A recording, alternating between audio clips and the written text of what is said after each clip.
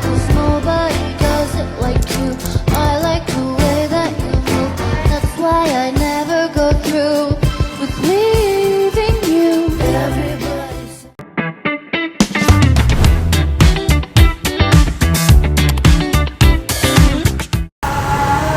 semuanya, perkenalkan, saya Anataya Adira Putri, mahasiswa Pendidikan Ekonomi Fakultas Keguruan dan Ilmu Pendidikan Angkatan 2023 Universitas 11 Maret Surakarta. Di sini saya akan menjelaskan mengenai perilaku ekonomi mahasiswa yang berkelanjutan. Materi ini sangat penting karena kita sebagai mahasiswa adalah kelompok yang sedang membentuk pola hidup dan kebiasaan ekonomi yang akan terbawa sampai dewasa. Jadi, keputusan kecil kita sehari-hari sebenarnya punya dampak besar baik untuk diri kita sendiri maupun lingkungan. Langsung saja, yang pertama ada pengertiannya. Perilaku ekonomi mahasiswa yang berkelanjutan adalah pola pengambilan keputusan dalam menggunakan uang, waktu, dan energi secara efisien, bertanggung jawab, dan memperhatikan dampak lingkungan. Artinya, bukan hanya hemat, tetapi juga memikirkan dampak sosial dan lingkungan dari setiap pilihan yang kita buat. Yang kedua, ada ciri-ciri mahasiswa yang berperilaku ekonomi berkelanjutan. Mahasiswa yang menerapkan perilaku ekonomi berkelanjutan biasanya yang pertama, mengutamakan kebutuhan dibanding keinginan. Yang kedua, memilih produk yang lebih tahan lama dan ramah lingkungan. Yang ketiga, menerapkan budgeting atau anggaran keuangan. Yang keempat, menghindari pembelian impulsif. Yang kelima, menghemat energi seperti air, listrik, dan internet. Yang keenam, mengurangi sampah plastik dan kertas. Yang ketujuh, memilih transportasi yang efisien. Yang kedelapan, mendukung UMKM lokal. Yang kesembilan, menggunakan pembayaran digital tanpa struktur kertas. Kebiasaan-kebiasaan kecil seperti itu tadi bisa memberikan dampak besar jika dilakukan secara konsisten. Selanjutnya yang ketiga yaitu faktor yang mempengaruhi perilaku ekonomi berkelanjutan. Di sini ada dua faktor yang mempengaruhi perilaku mahasiswa. Yang pertama ada faktor internal. Pengetahuan dan literasi keuangan. Kalau kita paham cara mengelola uang, biasanya pengeluaran lebih terkontrol. Selanjutnya ada kesadaran lingkungan. Semakin sadar dampak dari konsumsi kita, semakin bijak pilihan yang kita buat. Selanjutnya yang ketiga, faktor yang mempengaruhi perilaku ekonomi berkelanjutan. Ada dua faktor kelompok yang mempengaruhi perilaku mahasiswa. Yang pertama ada faktor internal.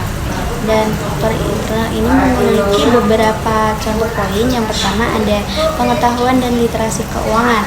Kalau kita paham cara mengelola uang, biasanya pengeluaran lebih terkontrol. Yang kedua ada kesadaran lingkungan. Semakin sadar dampak dari konsumsi kita, semakin bijak pilihan yang kita buat. Yang ketiga, pilihan dan prinsip pribadi. Mahasiswa yang terbiasa hidup sederhana atau peduli lingkungan biasanya lebih konsisten menerapkan perilaku berkelanjutan.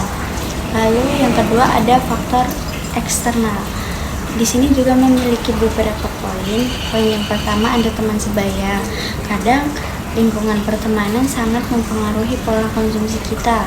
Yang kedua fasilitas kampus. Misalnya tersedia tempat sampah terpilah atau refill station air minum. Yang ketiga ada teknologi. Aplikasi budgeting, dompet digital, atau e-learning membantu perilaku yang lebih efisien. Yang terakhir ada kondisi ekonomi keluarga. Hal ini juga sangat mempengaruhi pola konsumsi mahasiswa. Yang keempat ada contoh perilaku berkelanjutan. Contoh ini bisa kita ambil dari salah satu mahasiswa. Sebutlah mahasiswa A. Mahasiswa A ini sering membiarkan laptopnya menyala semalaman hanya untuk menonton video atau mendengarkan musik. Ia juga menyimpan ribuan file yang sebenarnya tidak terpakai. Kebiasaan ini tanpa disadari membuat laptop bekerja ekstra, menggunakan lebih banyak listrik dan memperpendek umur perangkatnya. Setelah memahami dampaknya, Vera mulai mengubah kebiasaannya. Ia mematikan laptop ketika tidak digunakan, menggunakan mode hemat energi, membersihkan file-file yang tidak penting, dan menurunkan kualitas streaming saat tidak diperlukan. Hasilnya, tagihan listrik kosnya berkurang, perangkatnya lebih awet, dan tentu saja jejak karbon digital yang ia hasilkan juga menurun.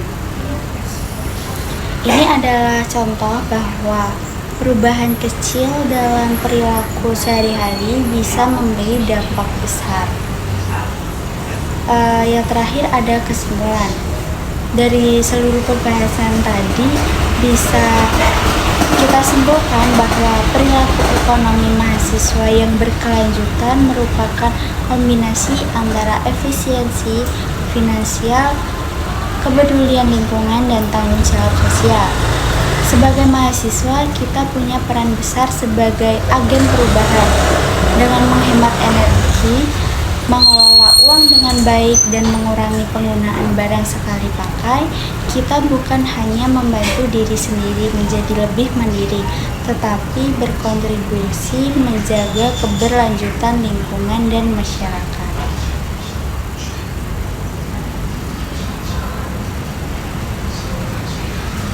Terima kasih karena sudah menyimak. Semoga materi ini membantu kita semua untuk memulai kebiasaan ekonomi yang lebih bijak, efisien, dan berkelanjutan.